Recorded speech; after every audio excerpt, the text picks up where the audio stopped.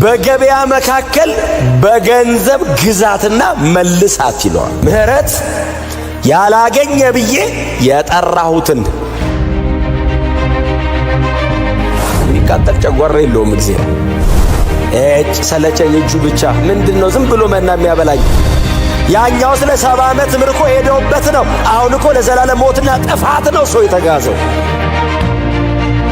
እግዚአብሔር የሚመለስ አይደለም። እስራኤልን ከነዓን የሚባል አገር ለዘላለም አይደለም የተከላት፣ ሰማይና ምድር ሲያልፍ አልፎ የሚያልፍ።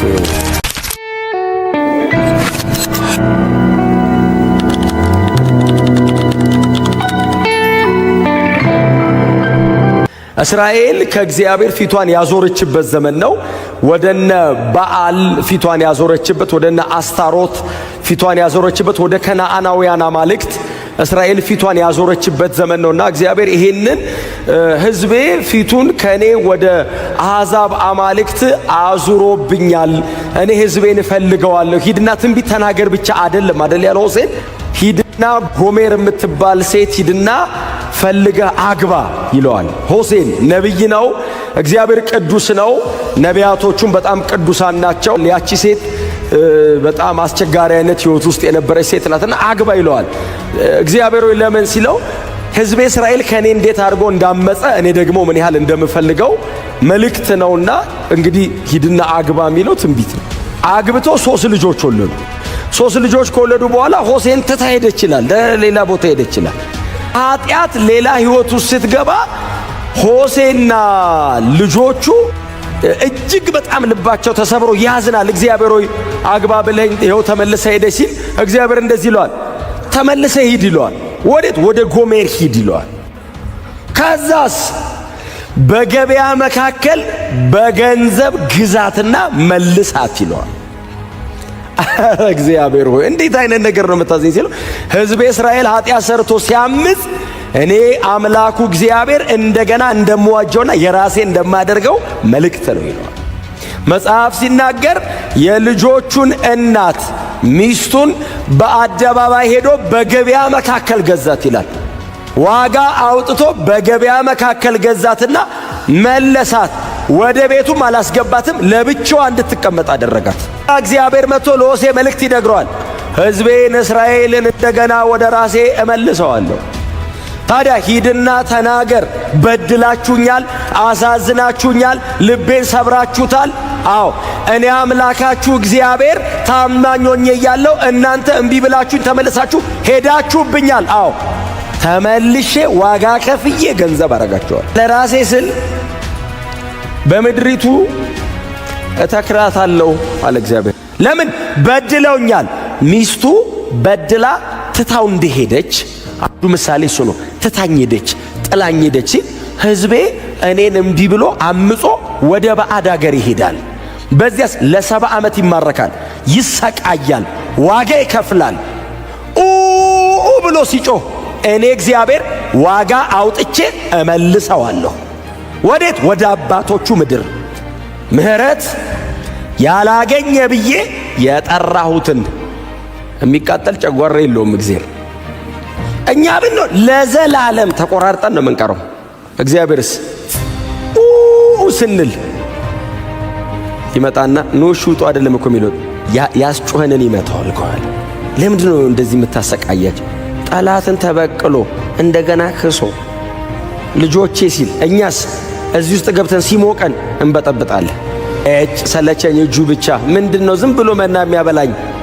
ምግብ ቀይርልን ይላሉ። አደላችሁም እላችኋለሁ ብዬ ነበር። ተናገር ሕዝቤ አይደለም ብዬ ነበር። አሁንስ የተጠሩትን ሕዝቤ እላችኋለሁ፣ እነርሱ አንተ አምላኬ ነህ ይሉኛል።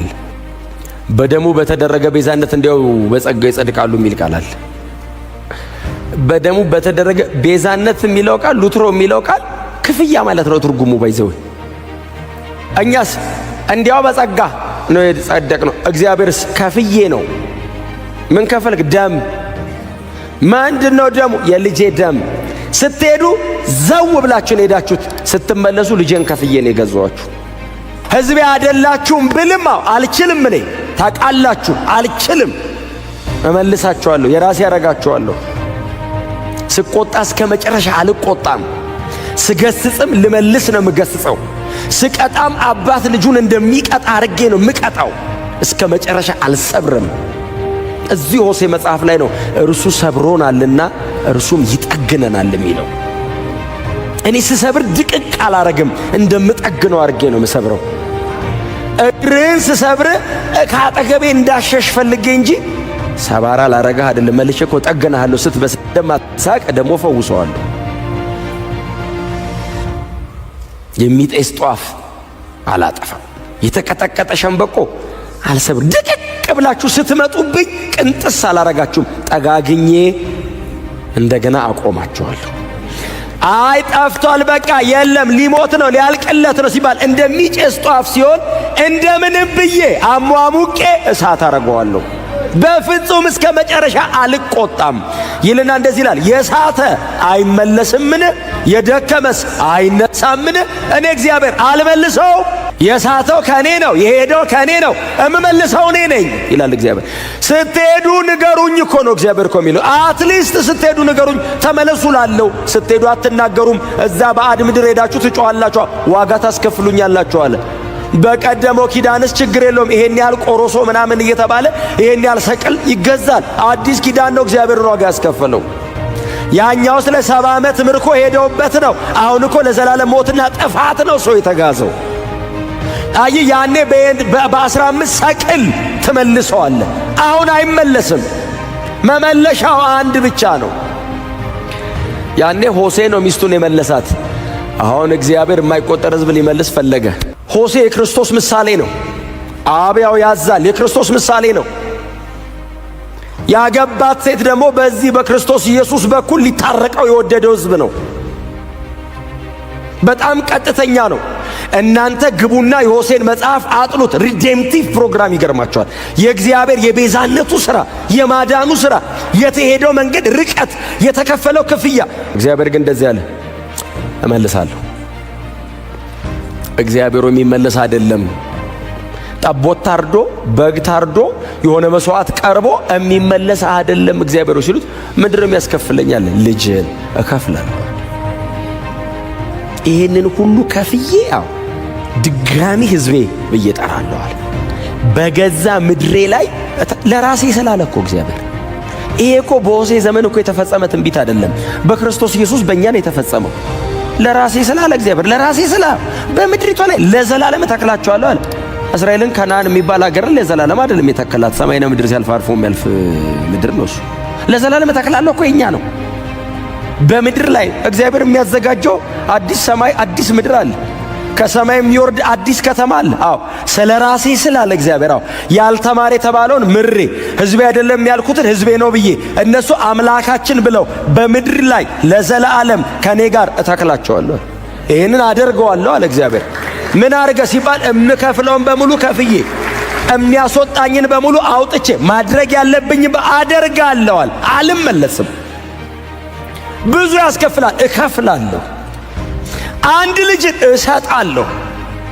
ልጅ መስቀል ላይ ያጣጥራል። አሁን በ15 ሰቅል እህል አይደለም፣ ልጅ ነው ያጣጥር። አደርገዋለሁ፣ እመልሳለሁ። ሕዝቤ ለዘላለም ከኔ ጋር እንዲኖር በአዲሲቱ ምድር ላይ እተክለዋለሁ። ሕዝቤ የኛ ነው። ኢየሱስ ይህንን ሁሉ ሰበሰበ። ሳስበን መጨረሻ ላይ እስከዛች ሞመንት ድረስ የተደረገውን ሰበሰበው። ወግተውት ገርፈውት የሾህ አክሊል አድርገው አሰቃይተውት መሞት ይሻላል ከዛ አይነት ሲቃይ። ሞት ይቀላል በዛ መንገድ ከማለፍ። እዛ ድረስ ያለውን ስብስብ አደረገውና ተሸከመው። የዓለምን ሁሉ ኃጢአት ኢየሱስ ላዩ ላይ ተሸከመ።